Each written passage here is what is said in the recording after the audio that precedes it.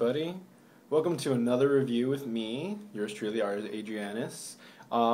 It's been long coming. I know I've been promising everybody this review for about a week now, something like that.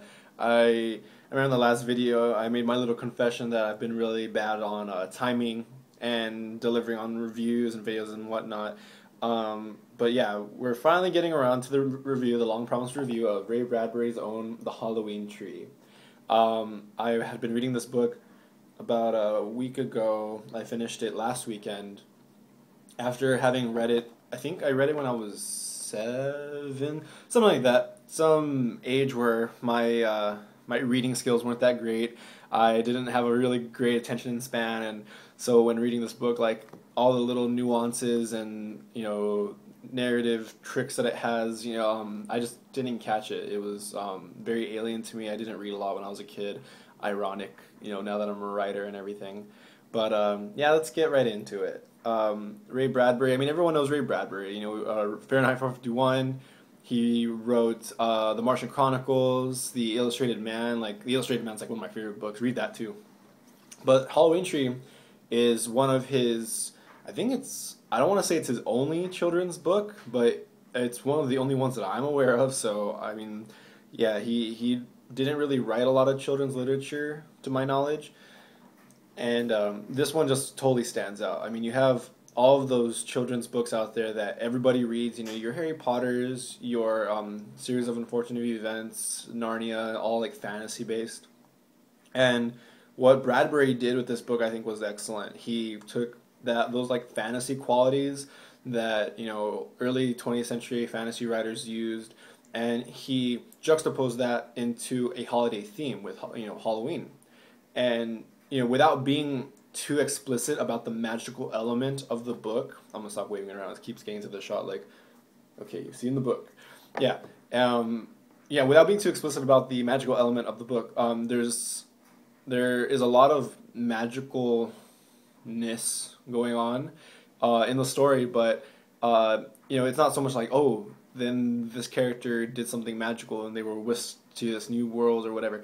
It was, that there is something supernatural, something otherworldly going on in this story. And the story is about these little kids who, on Halloween, they're going to go trick-or-treating, and their best friend, Pipkin, who's described as the greatest boy to have ever lived, so sweet, so warm, so funny, and he actually is sick on Halloween Day.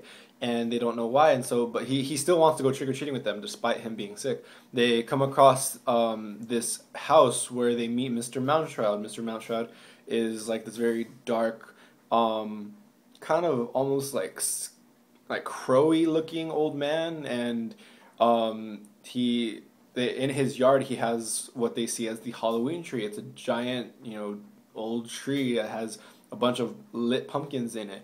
And it's pretty. Just the description is pretty amazing, considering that you don't really have stuff like that in real life. I mean, people who decorate their houses with pumpkins, but just the imagery in it it's pretty fantastic. And eventually, the little kid's friend Pipkin ends up falling ill just as he's about to go trick or treating with them.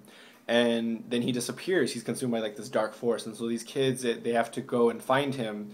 Turns out that Mr. Mountshroud is going to be leading them on an excursion through the ages, kind of discover the origins of Halloween, and then also so they can find their dear friend. Characters in this book were really well done. I mean, it is a children's book, so I mean you're gonna have obviously like the main character. Tom Skelton, who's kind of like the not so leader of these little kids. He's a very rambunctious kid. He's like, okay, we need to go, find our friend, and he kind of leads the little rabble of kids. And Mr. Mountshroud is very mysterious, very dark, but he's also like kind of he inspires the younger kids. He's not supposed to incite fear into them. He's supposed to motivate them, and his air of mystery is forever constant in the story. That's good because you can't really quite put your finger on Mr. Mountshroud. But like I like those two characters. Pipkin, even though he is kind of the focal point, like he's the goal, they have to rescue their friend Pipkin throughout the ages and discover what Halloween truly is. you know, from what you get, yeah, he's the greatest kid. That's about it. You know, whatever. It's more about the kids' excursion and about what they learn about Halloween and what they learn about Mr. Mount, or should I say, what Mr. Mountchild shows them. And you know, we get a lot of great moments in this story, you know, because it's, as much as it is an entertaining read, it's a really good history lesson, especially for children who ever read this book. If I ever have kids, I'll make them read this.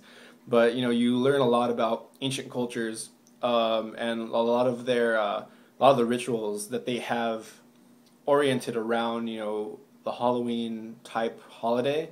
You know, you have the Celtic holiday. You had the Egyptians and, you know, their reverence for the dead. You had the Day of the Dead in Mexico, Dia de los Muertos, and you what else did they have? I think they had, can't for the life of me remember anymore. But yeah, I mean, just those are three major examples that come to mind. The catacombs in all the various cultures, and you know how they're used to kind of give kind of a chapel-like existence for the dead. But yeah, you know, these kids, they learn about it. As the reader, you get to learn a lot. You know, if you already don't know the stuff, which I knew a little bit about some of these cultures and you know, what Halloween or what the dead holiday is to them. But it was really enlightening because you get that insight.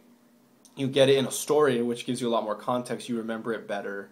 And you know, that's just excellent. You know, Bradbury was able to transpose a very relevant history lesson, a lesson of culture, into his story, while at the same time retaining, I guess, the incentive of a story. You know, there's still a really good story behind it. It's not just like, oh, they went to this world and they discovered this, and they went to this world and they discovered this. It wasn't there's a bunch of hop skips. It was actually, you know, it made sense to the story. And ultimately, it's you know, it's not going to be revered throughout the span of literary history as one of the greatest books ever written, because you know, it is kind of a niche,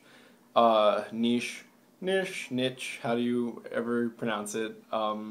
Your preference, guys. Yeah, it's a very specific type of book. You know, it's obviously oriented for little kids, but yeah, and it's also about Halloween. So I mean, you already kind of have a small denomination right there. But if you love Halloween, if you like children's books, or you know, if you just kind of want to try something different, The Halloween Tree is an excellent read.